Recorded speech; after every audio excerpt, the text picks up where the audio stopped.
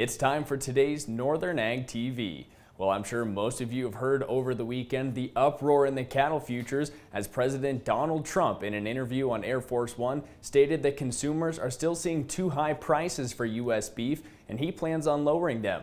This, of course, put the cattle futures on high alert and absolutely tanked the futures board back on Friday. Feeder cattle contracts, they limited lower, down over $9 on Friday, with the live contracts not following too far behind, dropping $5 to $7. Let's tune into that interview aboard Air Force One. Beef price is down. The only price we have that's high is beef, and we'll get that down. And one of the things we're thinking about doing is beef from Argentina.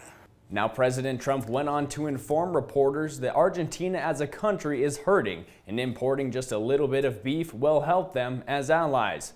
We're going to take a quick break, but when we come back, we'll hear from cattle organizations and their reaction to the news right after this.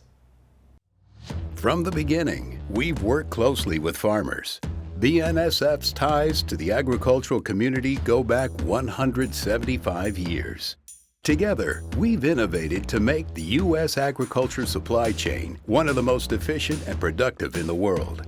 Our strong relationship powers BNSF still today and helps us move the nation like no one else can. At BNSF, we move the nation for you. Over the weekend, President Donald Trump put the cattle markets in a selling frenzy, catching the eye of a lot of cattle industry professionals when he stated consumers are paying too high prices for U.S. beef and he intends on lowering those prices by importing beef from Argentina. With this announcement, cattle organizations uproared, stating that they do not support this idea by President Trump. U.S. Cattlemen's Association President Justin Tupper noted that the cost of producing beef today is accurately represented in the consumer markets where it's sold.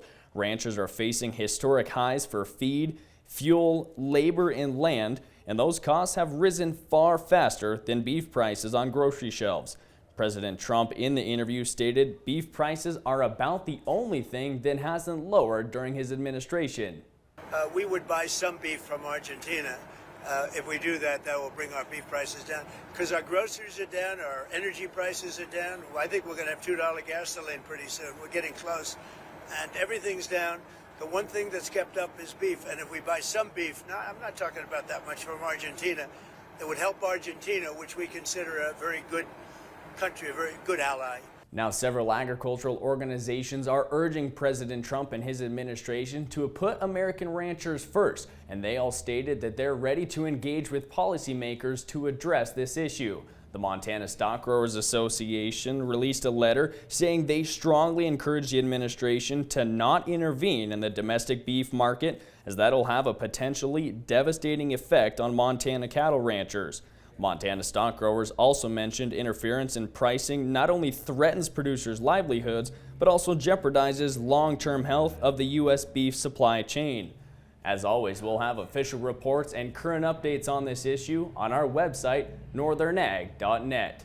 Thanks for joining us for today's Northern Ag TV. I'm Colton Young. We'll see you next time.